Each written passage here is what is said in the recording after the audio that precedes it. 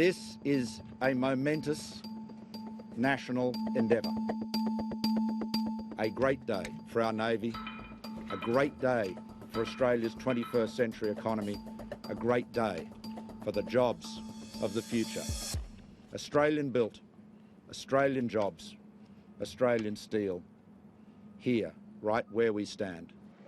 With soaring rhetoric befitting the scale of the project, the Prime Minister awards the biggest defence contract in Australian history. We're talking about $90 billion over the next 50 or so years for this fleet of submarines. The French company DCNS will deliver 12 scaled-down short-finned Barracuda submarines, converted from nuclear to conventional power and expected to come into service sometime after 2030. A crucial boost for defence and a major shot in the arm for local manufacturing. An additional 2,800 Australian jobs, and the spin-offs into the rest of the economy will be immense. It's a massive show of faith in the South Australian industry, just 17 months after then Defence Minister David Johnston poured scorn on local shipbuilder ASC. You wonder why I wouldn't trust them to build a canoe? A month after that comment, David Johnston was dumped from the Abbott ministry. His Chief of Staff, Sean Costello, took up a new role running the ultimately successful bid for DCNS. You must have taken some knowledge with you when you went there.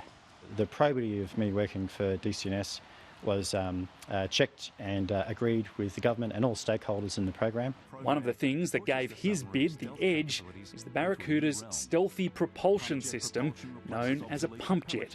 It's like moving from a propeller to the first stage of a jet engine, like what might be on a 737 passenger jet. It combines a rotor and a stator inside of a protective shroud to create a much lower acoustic signature or noise of the pump jet. So harder to detect? Much harder to detect. The government was also ultimately satisfied DCNS could build all 12 submarines in Australia.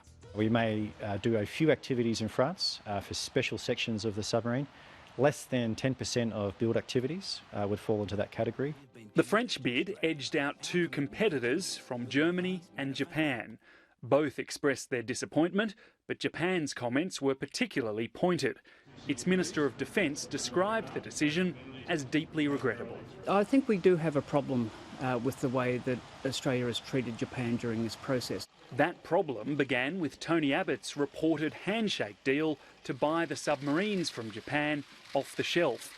It caused a backlash in South Australia over concerns about the future of the Australian shipbuilding industry. And in an effort to keep marginal seat holders on side, the day before the first attempted party room spill, Tony Abbott changed tack, announcing a competitive evaluation process. The politics of South Australia and Mr Abbott's own position dragged the Japanese government unwillingly, I think, into a competition with a couple of European commercial suppliers, which was a very difficult circumstance for them. And then Mr Abe has used a lot of domestic political capital to get approval within his government to export something as sophisticated as a submarine. And for a country that hadn't exported any defence equipment beforehand, that was an awfully big leap. So Australia needs to be acutely aware of those sensitivities, and we're going to have some making up to do.